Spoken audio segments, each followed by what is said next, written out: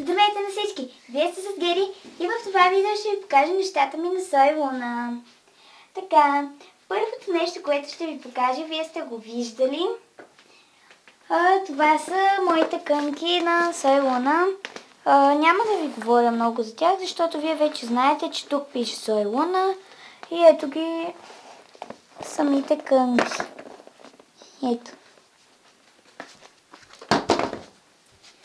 Второто нещо на Сой Луна са по-точно ето тези шаблони за дрехи. Ето така с ютията се минава и то се залепя за дрехата. Ето, това е на Луна Ямбър. Това е просто на Луна, която си вързва кънките. И това е пак на Луна. Така, следващото са ето тези две хартийчици, на които има Луна и естествено написът Сой Луна. Следващите две неща съм ги правила сама. Първото е ето този кълъв. Това просто не ми остана хартия, за да го довършим, че ето тук ще има надпис Сой Луна. Обаче това може би на вас може да не ви прилича, но това е кънката. Не знам, ето вижте, и моята ето така вързана.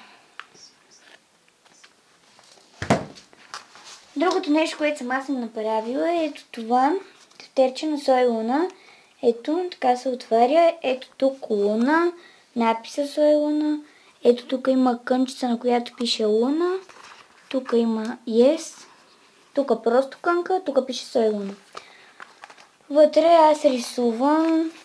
Ето тук съм се пробвала да направя надписа. Знам, че рисувам грозно. Моля ви да си го спестите. Знам, че не мога да рисувам хубаво.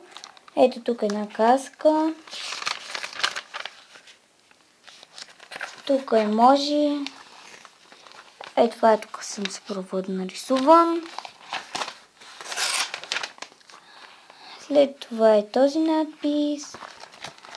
И облачето. По-нататък нищо не съм рисувала. Следващото нещо е този творчески бележник на Сой Луна. В него, както виждате, мога да пиша какво стана в добрите ми дни, в лошите ми дни, разни неща. И ето като го напиша, вижте тук има дата. Ето, има дата. Пиша на коя дата съм го правила. Другото нещо е тази химикалка на Сой Луна.